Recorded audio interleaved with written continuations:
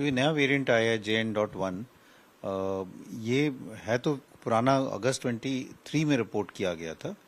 एक बार फिर से कोरोना कर रहा है दोबारा अटैक। कितने मरीज निकल चुके हैं इस टाइम दिल्ली में? काफ़ी मरीज आ चुके हैं, कम समथिंग 1000 मरीज अब तक दिल्ली में निकल चुके हैं कोरोना के। उसके बाद डॉक्टरों ने कुछ सलाह दी है, इस केस में क्या करना चाहिए, हमको इससे बचने के लिए क्या करना चाहिए। आइए उनकी सलाह देखते हैं। पूरी पूरी वीडियो देख कर जाना। पूरी वीडियो देखेंगे तभी आपको समझ आएगा कि इस कोरोना के अटैक से बचने के लिए हमको क्या करना है। आइए देखते हैं वीडियो, उसके बाद में बातचीत करते हैं। भारत में एक बार फिर कोरोना के केसेस कई राज्यों में देखे गए हैं और कई राज्यों में मौतों की खबर भी आई है कि कई कोरोना 90 से मौत की खबर है। क्या वो कोरोना की वजह से हुई या कुछ और फैक्टर्स भी थे? और ये कौन सा वेरिएंट है, कितना इफेक्टिव होगा, इससे सावधानी क्या करनी चाहिए, इस पर बारे में बात करने के लिए हमारे साथ मौजूद हैं एम्स के पूर्व डायरेक्टर रणदीप गुलेरिया जी। रणदीप जी, आपका बहुत बहुत स्वागत है। रणदीप जी, जो ये वेरिएंट आया है कोरोना को लेके, कितना अलर्ट रहने की जरूरत है और कितना खतरनाक है, या पिछले साल की तरह ही है? जो ये नया वेरिएंट आया है JN.1, ये है तो पुराना अगस्त 23 में रिपोर्ट किया गया था कि ये पहली दफा देखा गया था, लेकिन ये वेरिएंट ग्रेजुअली कुछ सालों में वेरिएंट जो है डोमिनेंट वेरिएंट हो गया सारे दुनिया में। ये सबसे ज्यादा वेरिएंट हो गया। इसमें कुछ म्यूटेशन है जो हम पहले कहते थे स्पाइक प्रोटीन पे, इसके कारण वीडियो को लास्ट तक देखना, बीच में छोड़ के मत जाना। और ये इम्यून एस्केप में लास्ट तक देखेंगे तभी आपको समझ आएगा कि इनके अटैक से कैसे बच सकते हैं। लेकिन ये देखा गया है कि इसमें डिजीज जो ज्यादातर लोगों में माइल्ड डिजीज होती है, जुकाम, नजला, बुखार, खांसी, गले में खराश। जिन लोगों को कोमॉर्बिडिटीज हैं, बुजुर्ग लोग हैं जिनको डायबिटीज है, हार्ट की प्रॉब्लम है, या ऐसी दवाइयों पे हैं जिससे इम्यूनिटी कम हो जाती, उनमें ज्यादा सीवियर इन्फेक्शन हो सकती, तो उनको ज्यादा सावधानी बरतने की जरूरत है। तो क्या सावधानी बरते? क्या मास्क दोबारा से शुरू किया जाए? और जो वैक्सीन पहले लगवाई गई थी, क्या वो इफेक्टिव होगी? अभी तक जो डेटा आया है उसमें ये देखा गया कि वैक्सीन से कुछ हद तक प्रोटेक्शन अभी भी है, और कुछ प्रोटेक्शन इसलिए भी है क्योंकि हमें, अगर हम ये कहें कि 2019-20 में कोविड आया, उसके बाद कई उसके वेरिएंट्स आए, अल्फा, बीटा, गामा, अब ओमिक्रॉन आया। ये ओमिक्रॉन लीनिएज का ही एक वेरिएंट है जो हम अभी देख रहे हैं सर्कुलेट करते हुए। और क्योंकि ओमिक्रॉन सबको कुछ हद तक इन्फेक्शन हुआ था, तो हमारे में इम्यूनिटी जो है, जो हम कहते हैं सेल मीडिएटेड इम्यूनिटी, वो कुछ हद तक सब लोगों में है, क्योंकि या तो वैक्सीन लगी है या नेचुरल इम्यूनिटी थोड़ी बहुत इन्फेक्शन से हुई है, तो आपको प्रोटेक्शन है सिवियर डिजीज से। लेकिन क्योंकि वेरिएंट्स चेंज करते रहते हैं और वो अपने आप को सर्वाइव करने के लिए एक इम्यून एस्केप मैकेनिज्म उनके ऊपर आ जाता है, वो डेवलप करते हैं, तो उसके कारण इन्फेक्शन जो है बीच बीच में बढ़ जाता है। Over a period of time हम जब हमारे पास हमारा एक्सपोजर नहीं होता है, तो हमारी इम्यूनिटी थोड़ी सी कम होती है, तो फिर से एक स्पर्ट आ जाता है इन्फेक्शन को, जो फिर आस्ता आस्ता कम हो जाएगा। कितना अलर्ट रहने की जरूरत है और क्या सावधानी इसमें बरते? तो अलर्ट रहने की जरूरत है, क्योंकि हमें सर्वेलेंस करने की जरूरत है, देखने के लिए कि ये जो वेरिएंट है ये आगे जाके बदल के कोई सीरियस रुख तो नहीं ले सकता। और तो इसलिए सर्वेलेंस में ये देखने की जरूरत है कि हॉस्पिटल एडमिशन ज्यादा तो नहीं हो रही, डेथ्स ज्यादा तो नहीं हो रही। माइल्ड केसेस तो हम देखेंगे, लेकिन एक हद से वो, एक तरह से वो इतना खराब भी नहीं है कि उससे जनरल पॉपुलेशन में इम्यूनिटी बढ़ेगी। उन लोगों को जिनकी इम्यूनिटी कम हो सकती है, जो बुजुर्ग लोग हैं, उनको सावधानी बरतने की जरूरत है। तो अगर वो कैसी जगह जाएं जहां भीड़ वगैरह है, तो मास्क जरूर लगाएं। कोविड अप्रोप्रिएट बिहेवियर जो हम शुरू से कह रहे हैं कि 2 गज की दूरी, हाथ रेगुलरली धोना, वो चीजें जो है वो हमें कर लेनी चाहिए। वो कोविड ही नहीं, और जो वायरल इन्फेक्शन है, रेस्पिरेटरी वायरल इन्फेक्शन है, उससे बचाव देंगी। मतलब जो पहले प्रोटोकॉल इस्तेमाल किया गया था कोरोना को देखते हुए, सेम प्रोटोकॉल इस बार भी आपको अप्लाई करना होगा? जो बुजुर्ग लोग हैं, जो इम्यूनो कॉम्प्रोमाइज लोग हैं, बेहतर यही है कि वो ये प्रोटोकॉल अपनाएं, कोविड के लिए भी और रेस्पिरेटरी वायरल इन्फेक्शन के लिए। डॉक्टर साहब, कई जगह मौतों की खबर भी आई है कि जैसे खासतौर से महाराष्ट्र, तमिलनाडु, केरल, कर्नाटक, यहाँ पे कोरोना के काफी केसेस बढ़ भी रहे हैं और कई इन्फॉर्मेशन आई है और कई जगह मौत की खबर भी है। क्या मौत इसी की वजह से या कुछ और भी फैक्टर रहे होंगे उसमें?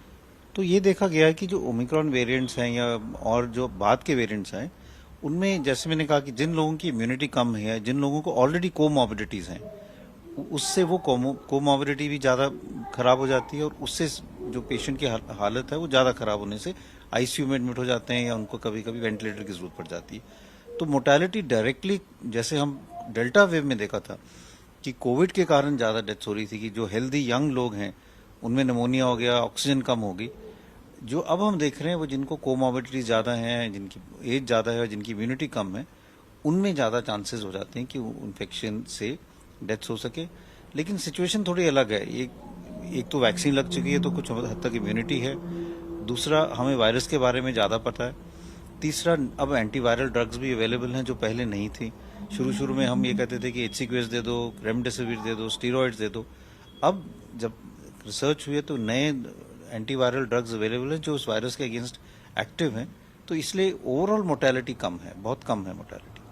डॉक्टर साहब, पिछली बार जब ये कोरोना आया था, नया था उस वक्त, तो किसी को ज़्यादा जानकारी नहीं थी, तो हॉस्पिटल्स में बड़ी दिक्कत हो गई थी, ऑक्सीजन की, बेड्स की, ट्रीटमेंट इतना अवेलेबल नहीं था क्योंकि पता नहीं था लोगों को।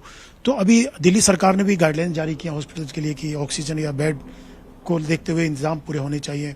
और सेंट्रल गवर्नमेंट ने भी, हेल्थ सेक्रेटरी ने भी एडवाइजरी जारी की है और अलर्ट रहने के लिए बोला है। तो कितना तैयार है हम लोग अगर ऐसी सिचुएशन आती है तो? मेरा ख्याल कोविड के बाद गवर्नमेंट में, स्टेट गवर्नमेंट्स और सेंट्रल गवर्नमेंट में ये पूरी अवेयरनेस है कि अब हमें पूरी तरह से तैयार रहना चाहिए फॉर एनी आउटब्रेक। हम कोविड के, तो मैं कह रहा हूँ कि ये तो इतने ज़्यादा केसेस सीरियस नहीं है, लेकिन कोई भी आउटब्रेक हो, सो प्रिपेयर्डनेस इज देयर। क्योंकि in terms of ICU beds, ventilatory beds, oxygen requirement या मेडिकेशन, दवाइयाँ जो हैं, उसके लिए आई थिंक पूरा प्रोटोकॉल है, SOPs आर इन प्लेस। तो मेरा मानना है कि हमारी तैयारी तो बिल्कुल अच्छी है और होनी भी चाहिए। और सर्वेलेंस भी जो है वो भी अच्छा है कि ये देखने के लिए कि ये वेरिएंट जो है कोई डेंजरस इसका कोई शेप ना हो जाए। अभी तक जो डेटा आ रहा है, और ये मैं कहूँगा कि WHO की सर्वेलेंस भी है, गवर्नमेंट की भी सर्वेलेंस है, उसमें ऐसा नहीं देखा जा रहा कि ये जो वायरस है इसमें कोई ऐसे घबराने वाली बात है। WHO ने भी इसको एक वेरिएंट ऑफ इंटरेस्ट का ही लेबल दिया है। अगर हमें बहुत लगता कि ज़्यादा इसमें सीरियस केसेस होने की चांसेस हैं तो WHO उसको लेबल देता है वेरिएंट ऑफ कंसर्न। अभी इंटरेस्ट का ही वेरिएंट है कि इसमें मॉनिटर करने की ज़रूरत है, लेकिन इसका अभी ये वेरिएंट जो है इसमें सीवियर डिजीज़ के इतने ज़्यादा चांसेस नहीं है। जैसे टेस्ट, कोरोना टेस्टिंग की बात आती है, उस वक्त तो बहुत ही नया इनिशियल उस पर था। तो आपको लगता है कि अगर किसी को बुखार आता है या खांसी जुकाम होता है, तुरंत टेस्ट करवाना चाहिए कोरोना का या 2-3 दिन वेट करना चाहिए? क्या आप कहना चाहेंगे?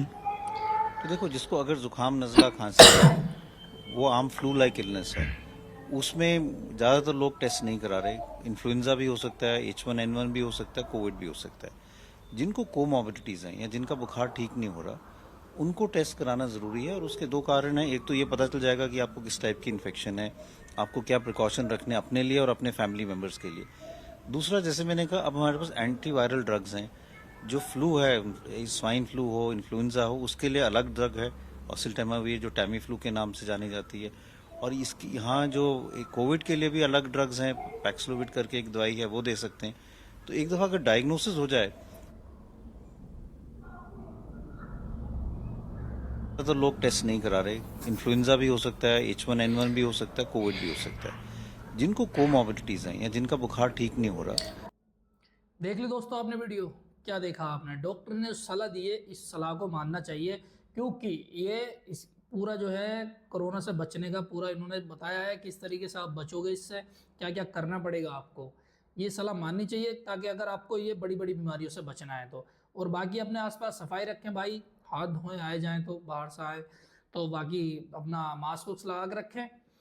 और सुबह सुबह मेरे भाई, मैं आपको एक और बात बताता हूँ, सुबह सुबह जो दौड़ लगाते हैं ना भाई, इनको कभी कोरोना नहीं होगा, क्योंकि ये भाई ऐसी, ये इतनी बीमारियां काटता है। सुबह सुबह की दौड़, ताज़ा हवा जो होती है, ये बहुत सारी बीमारियां काटती है। सुबह सुबह दौड़ लगाया करें, जिससे सांस भी फूलता है ना दौड़ लगाने से, तो वो सांस फूलना भी उनका बंद हो जाएगा। और बाकी भाई आपको पता ही है, पिछली बार भी 19-20 में ये चला था, सन 2019-20 में, तो काफ़ी लोग मारे गए थे। और यही कारण था पहले भी, अपने आसपास की व्यवस्था ख़राब करना, पेड़ पौधों को काटना। भाई पहले भी यही कारण था, क्या नाम है, जंगल जंगल काट काट के वहाँ पर बिल्डिंगें बनाई जा रही हैं। यार ये पेड़ पौधे भाई, जब तक ये पेड़ पौधे आप हटाते रहोगे ना, ये आपके लिए आफत बनते रहेंगे, अगर आप इनको, पेड़ पौधों को हटाकर बिल्डिंगें बनाते रहोगे। क्योंकि ये भाई ऑक्सीजन, ये बिल्डिंगें नहीं देंगी ऑक्सीजन, ये पेड़ पौधे ही देंगे। तभी भाई अपने अपने घरों में एक एक या दो दो पेड़ भाई होने चाहिए, एक पेड़ तो कम से कम होना ही चाहिए एक घर के अंदर। तब भी काफ़ी क्या नाम है, हरियाली दिखाई देगी, चारों तरफ पेड़ लगे होंगे। और ये भाई कोरोना पहले भी आ चुका है एक बार, सन 2019-20 में, और ये चाइना से स्टार्ट होता है। और अब भी दिल्ली में इतने केस निकले हैं कि कहीं लॉकडाउन के हालात ना बन जाए, जितनी तेजी से ये दोबारा से फैल रहा है। तो भाई यही कहूँगा, व्यवस्था साफ सुथरा मतलब अपना व्यवहार रखें यार, चारों तरफ साफ सफाई रखें, अगर इतने ये ऐसे वायरस से बचना है तो। कोरोना वायरस से पहले भी इसने बहुत तबाही मचाई है, लॉकडाउन लगा, ना जाने क्या क्या हुआ, और इतनी आफतें टूटी थी उस टाइम पे, लोग टूट चुके थे। अगर कुछ टाइम बाद अगर लॉकडाउन ना हटता तो लोग हो सकता है सुसाइड करने लगते, क्योंकि माहौल इतना ख़राब हो चुका था, काम धंधे सब बंद हो चुके थे। तो अब ऐसा ना हो भाई, अपने आसपास जो है डॉक्टरों ने सलाह दी है, इस सलाह को माने और अपने आसपास सफाई सुथराई रखें सब। और बाकी भाई आपको पता ही है, अगर नहीं मानोगे इनकी सलाह तो हालात कितने बिगड़ सकते हैं। और ज़्यादा बाहर का खाना पीना भी ना करें। ये फास्ट फूड का खाना जो है ना, ये आदमी का संतुलन ऐसे बिगाड़ दे रहा है, पेट का पाचन क्रिया इतनी ख़राब कर दे रहा है। सारे क्या नाम है, अब आजकल तो तुम्हें पता ही है खाना कैसा आ रहा है। खाना भी है तो लिमिट में खाओ, थोड़ा खाओ, एक आध हफ्ते में एक बार दो बार ज़्यादा से ज़्यादा। लेकिन भाई क्या कर रहे हैं लोग, 24 घंटे वहीं पे खा रहे हैं, जो भी आ रहा है फास्ट फूड इतना खा रहे हैं कि अपने पेट की पाचन क्रिया खराब कर ले रहे हैं। उसके बाद परेशानी है तो आपको पता ही है, सारी बीमारी पेट से लगती है। तो भाई इन चीज़ों से बचे रहें, और अगर इन चीज़ों से बचे रहोगे तो समझ लो बड़ी बड़ी बीमारियों से बचे रहोगे।